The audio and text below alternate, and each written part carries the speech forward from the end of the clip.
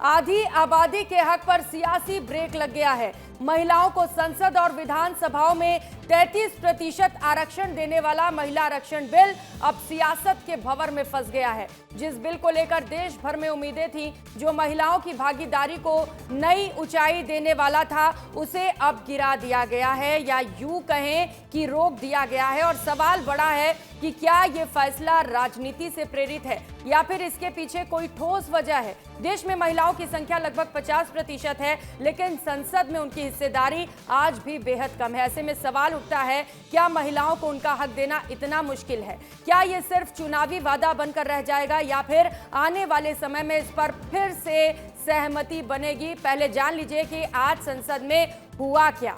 दरअसल सरकार को 2/3 बहुमत नहीं मिला। एनडीए को सिर्फ 5 वोट ज्यादा मिले हैं।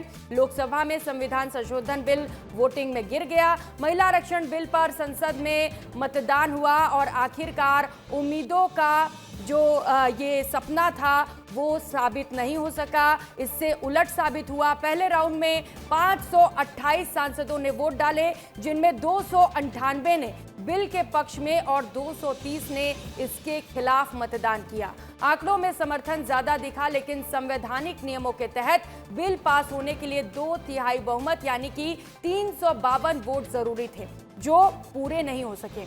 इसी के वजह से ये अहम बिल पास नहीं हो पाया और गिर गया।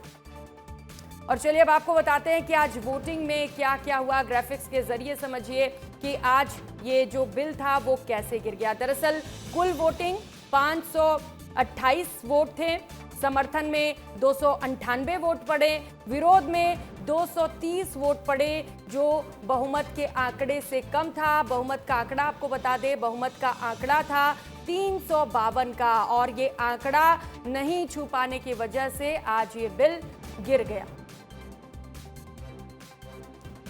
और महिला आरक्षण बिल को लेकर बीजेपी की एक बड़ी बैठक होने वाली है। ये बड़ी सूचना इस वक्त की आपको बता दें, बिल गिरने के बाद बीजेपी की एक बड़ी बैठक होगी।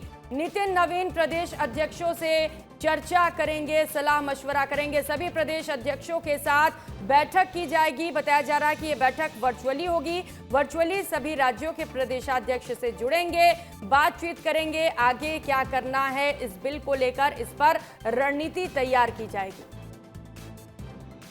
मानता हूं भारत के यशस्वी प्रधानमंत्री जी ने एक यशस्वी प्रयास किया और आज का दिन स्वर्ण अक्षरों में लिखा जा सकता था, पर कांग्रेस का जो एंटी वुमेन अलायंस है, जिस प्रकार से देश की आधी आबादी के साथ विश्वासघात करने का काम पूरे राहुल गांधी एंड टीम ने किया है, मैं मानता हूं कि आज जो एक आधी आबादी को एक बड़ा हक, एक भागीदारी सुनिश्चित करने का दिन हो सकता था, उनके भागीदारी को, उनके हक की मारी कांग्रेस और उनके सहयोगी दलों ने किया है।